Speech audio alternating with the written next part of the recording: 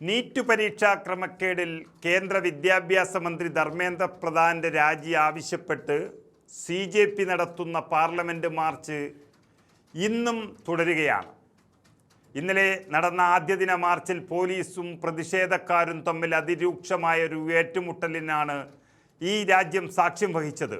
ജന്തർ മന്ദറിലെ പ്രതിഷേധം കേന്ദ്രം വിട്ടുപോകില്ലെന്നും മന്ത്രി രാജിവെക്കുന്നതുവരെ സമരം തുടരുമെന്നും ഇതിൻ്റെ നേതാക്കൾ അറിയിച്ചതോടെ അവരെ തല്ലിയോടിക്കാനുള്ള ശ്രമമാണ് പിന്നീട് കണ്ടത്. അതിപ്പോൾ നരേന്ദ്രമോദിയുടെ രാജിയിലേക്ക് ഒരാവശ്യമുയരാനുള്ള സാധ്യതകളാണ് തെളിഞ്ഞു വന്നത്.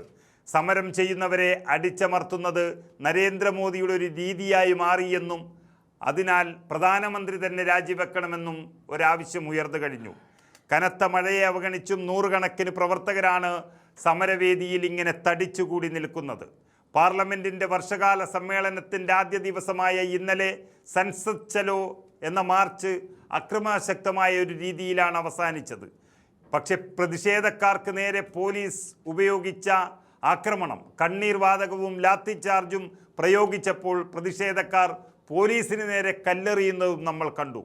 ഈ സംഘർഷങ്ങളിൽ 118ഓളം പോലീസ് ഉദ്യോഗസ്ഥർക്ക് പരിക്കേറ്റുവെന്ന് ഡൽഹി പോലീസ് പറയുന്നു. അക്രമം തടയുന്നതിൻ്റെ ഭാഗമായി ജന്തർ മന്ദറിന് ചുറ്റുമുള്ള പ്രദേശങ്ങളിലൊക്കെ ഇൻ്റർനെറ്റ് സേവനങ്ങൾ താൽക്കാലികമായി വിച്ഛേദിച്ചിരിക്കുന്നു എന്ന് പറഞ്ഞാൽ അത് രാജ്യത്തിൻ്റെ ചരിത്രത്തിൽ തന്നെ വിരളമാണ്. ഇങ്ങനെ നടക്കുന്നൊരു സമരത്തെ, ഒരു ധർമ്മസമരത്തെ നേരിടാൻ സർക്കാർ ഇത്രയധികം ഭയക്കുന്ന ഒരവസ്ഥ, ഇത് നരേന്ദ്രമോദി സർക്കാരിന് 12 വർഷത്തെ ഭരണത്തിനിടെ വന്നിരിക്കുന്ന ആദ്യത്തെ സ്ഥിതിവിശേഷമാണ്. ഏതായാലും രാജ്യം ഇതുവരെ ചിന്തിച്ചതിലും എല്ലാം അപ്പുറത്താണ് CJPയുടെ സമരം. അത് മോദി സർക്കാരിനെ വീഴ്ത്താൻ പോകുന്നത്.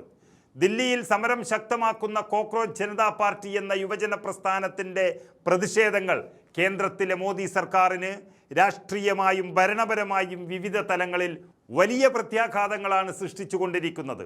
അതായത് നീറ്റ് അടക്കമുള്ള പരീക്ഷകളിലെ പരീക്ഷാ പേപ്പർ ചോർച്ച, അതുപോലെ തൊഴിലില്ലായ്മ, വിദ്യാഭ്യാസ മേഖലയിലെ അനിശ്ചിതത്വം എന്നിവ ഉയർത്തിക്കാട്ടിയാണ് അഭിജിത്ത് ദീപ്കെയുടെ നേതൃത്വത്തിൽ CJP പ്രക്ഷോഭം നയിക്കുന്നത് തന്നെ. അതുകൊണ്ട് മാത്രം ഈ രാജ്യത്തെ കോടിക്കണക്കിന് വരുന്ന യുവ വോട്ടർമാർക്കിടയിൽ ഈ മോദി സർക്കാരിനെതിരെയുള്ള അമർഷം 100 ഇരട്ടി വർദ്ധിപ്പിച്ചു എന്ന് തന്നെ വേണമെങ്കിൽ പറയാം. നമുക്കറിയാം, ഒരു സോഷ്യൽ മീഡിയ വഴി തുടങ്ങി ഒരു വലിയ പ്രസ്ഥാനമായി മാറി പ്രമുഖ പരിസ്ഥിതി പ്രവർത്തകൻ സോനം വാങ്ചുക് ഉൾപ്പെടെയുള്ളവരുടെ പിന്തുണയോടുകൂടി ഇത് വൻ ജനകീയ സമരമായി മാറിയിരിക്കുന്നു. ഇവിടെ സർക്കാർ തന്നെ തോൽക്കുകയാണ്. വിദ്യാർത്ഥികളുടെ പ്രക്ഷോഭത്തെ കൈകാര്യം ചെയ്യുന്ന രീതിയും ലാത്തി ചാർജ്, അതുപോലെ കസ്റ്റഡി നടപടികളും ദേശീയ അന്തർദേശീയ തലങ്ങളിൽ സർക്കാരിൻ്റെ ജനാധിപത്യ പ്രതിച്ഛായക്ക് വലിയ തിരിച്ചടിയാണ് കിട്ടിയിരിക്കുന്നത്. കേന്ദ്ര വിദ്യാഭ്യാസ മന്ത്രി ധർമ്മേന്ദ്ര പ്രധാന്റെ രാജി ആവശ്യപ്പെട്ടാണ് സമരം തുടങ്ങിയത് എങ്കിലും സമരം നേരിട്ട രീതിയെ തുടർന്ന് പ്രധാനമന്ത്രി നരേന്ദ്രമോദിക്കെതിരെ തന്നെ നേരിട്ട് രാജി ആവശ്യം ഉന്നയിക്കുന്ന തലത്തിലേക്ക് കാര്യങ്ങൾ നീങ്ങിയിരിക്കുന്നു. കൂടുതൽ സമ്മർദ്ദം വന്നാൽ കൂടുതൽ പറയിപ്പിക്കാതെ രാജിവെക്കണം എന്ന് വിദ്യാഭ്യാസ മന്ത്രിയോട് നരേന്ദ്രമോദി ആവശ്യപ്പെടുമെന്നാണ് അറിയുന്നത്. അതല്ലാതെ വേറെ വഴിയില്ല. ഇത് പ്രതിപക്ഷ കക്ഷികൾക്ക് സർക്കാരിനെതിരെയുള്ള വലിയൊരു രാഷ്ട്രീയായുധമായി മാറിയിരിക്കുകയാണിപ്പോൾ.